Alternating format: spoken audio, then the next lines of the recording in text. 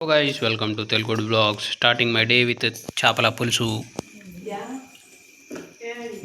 So guys చేపలు అయితే చేసినాము, కాకపోతే నా పేగులు అరుస్తున్నాయి కాబట్టి నేనైతే రైస్ తినేసిన. మా మమ్మీ అయితే రొట్టెలు ఇప్పుడు చూస్తుంది.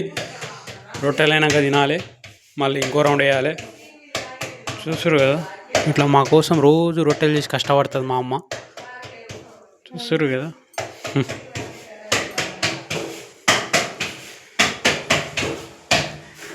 ఇంకా మా అక్కకి ఏం పని లేదు, కూర్చోవాలి ఊపాలి అంతే.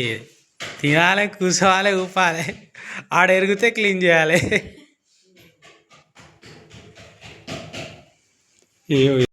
మా అమ్మమ్మ అయితే వచ్చేసింది, మళ్ళా పన్నుని వస్తుందంట. పన్నుని వస్తుంది అని పొద్దున్న నుంచి ఏం తింటలేదు, సిగ్గుపడుతుంది. చూడుర్రి నా డార్లింగ్, ఏ గంసి నా లవర్ అయితే సిగ్గుపడుతుంది.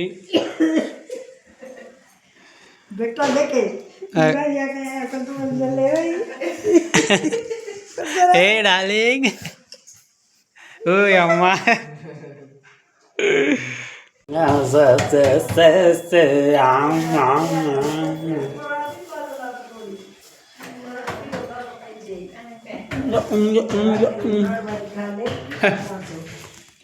సో గైస్, మా తాతను మోసం చేసి మా అమ్మమ్మ అయితే నన్ను ఇష్టపడుతుంది.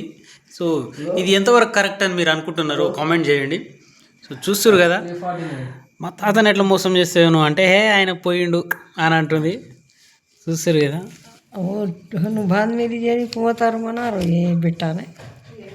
చూస్తారు కదా, నా బెట్ట దొంగ నా కొడుకు అని అంటుంది. సో మనకు కామెంట్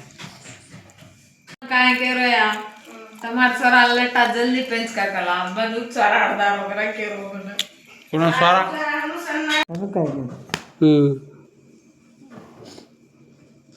अनुज का नानी काय कर रही बता कुछ मन काढ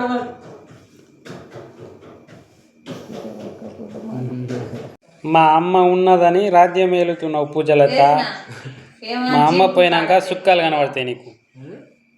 సో గైస్, ఎక్కడ చూసినా సర్పంచ్ ఎలక్షన్లో కాంగ్రెస్ వాళ్ళు గెలుస్తున్నారనే వినబడుతుంది. అంటే సర్పంచ్ వాళ్ళు కాంగ్రెస్ పార్టీ వాళ్ళే గెలుస్తారు, బీఆర్ఎస్ పార్టీ వాళ్ళు గెలుస్తలేరు. మరి ఎందుకు అట్లా అవుతుందో అర్థమవుతలేదు. ఎక్కడ చూసినా ఏకగ్రీవం కాంగ్రెస్ పార్టీ వాళ్ళే సర్పంచ్ అవుతారు. సో మా ఊర్లో కూడా కాంగ్రెస్ తరపు నుంచి అయ్యారు. సో మీరు ఏ పార్టీయో కమెంట్ చేయండి. అండ్ మళ్ళీ మనము రేపటి వీడియోలో కలుద్దాం. అంతవరకు బాయ్ బాయ్ బాయ్.